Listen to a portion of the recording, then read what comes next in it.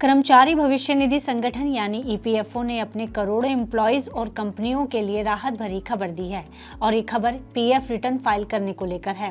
दरअसल ईपीएफओ ने अपने इलेक्ट्रॉनिक चालान कम रिटर्न यानी ईसीआर सिस्टम को अपग्रेड कर दिया है। इस नए बदलाव से न सिर्फ एम्प्लॉयर्स को राहत मिलेगी बल्कि एम्प्लॉयज के हित और भी ज्यादा सुरक्षित होंगे। अब आपके मन में ईसीआर को लेकर सवाल उठ रहा होगा कि आखिर ये ईसीआर क्या होता है, इसमें क्या अपग्रेड किया गया है, ईपीएफओ के इस कदम से एम्प्लॉयज को क्या राहत मिलने वाली है, क्या इससे एम्प्लॉयर की ईपीएफ रिटर्न भरने में होने वाली दिक्कतें दूर होंगी।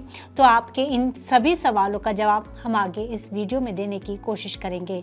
नमस्कार, मैं हूं गुंजन मित्तल और आप देख रहे हैं मनी नाइन।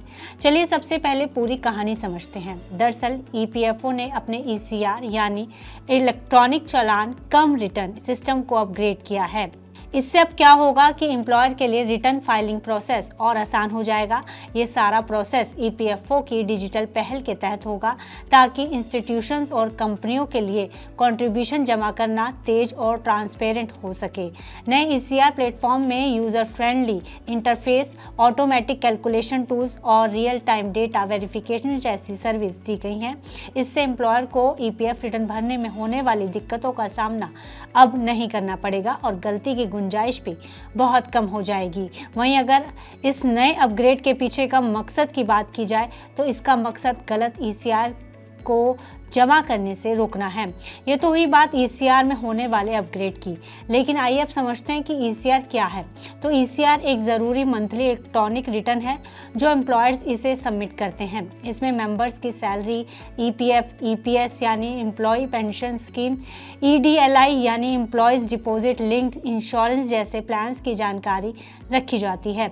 ईसीआर पेमेंट के लिए रिटर्न और इनवॉइस दोनों का काम करता है। इसी बीच ईपीएफओ ने देश भर के लाखों कस्टमर्स के लिए अपनी फैसिलिटीज़ को अधिक ट्रांसपेरेंट और आसान बनाने के लिए कई ज़रूरी सुधारों की शुरुआत की है। एक रिपोर्ट के मुताबिक ईपीएफओ की सेक्शन 80B और 7Q के तहत लॉस इंटरेस्ट के कैलकुलेशन का प्रोविजन है। सेक्शन 7Q एम्प्लॉयर को किसी भी ईपीएफ में बाकी इंटरेस्ट को टाइम पर पेमेंट करना ज़रूरी है। ईपीएफओ ने बताया कि नई फैसिलिटीज़ में रिटर्न और पेमेंट को अलग रखा जाएगा जिससे प्रोसेस और साफ सुथरा होगा। इस अपडेट से एम्प्लॉयज़ को भी अपने कंट्रीब्यूशन की सिचुएशन बेहतर तरीके से समझने में मदद मिलेगी।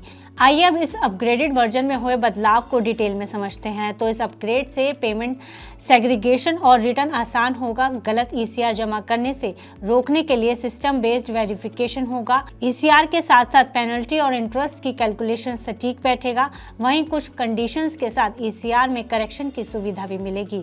फिलहाल ईसीआर के मौजूदा फॉर्मेट में कोई बदलाव नहीं है। इसके अलावा अगर ईपीएफओ में बदलाव की बात की जाए तो ईपीएफओ ने कई अहम बदलाव किए हैं, जैसे डेथ क्लेम करना अब आसान हो गया है। पीएफ मेंबर की मौत होने पर उसके नाबालिग बच्चों के बिना गार्डियनशिप और सर्टिफिकेट के ही पैसा बैंक अकाउंट में चला जाएगा। कहने का मतलब ये हुआ कि अब नाबालिग बच्चों के लिए क्लेम सेटलमेंट करना पहले से ज़्यादा आसान हो गया है।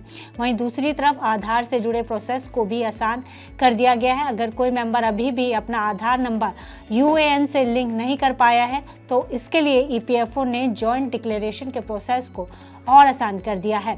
अब आधार से जुड़ी जानकारी सही कराने और लिंक करने में मेंबर्स को परेशानी नहीं होगी। तो ये रही पूरी कहानी ईसीआर में अपग्रेड की। ऐसी ही फाइनेंस से जुड़ी बाकी खबरों के लिए आप देखते रहिए मनी नाइन।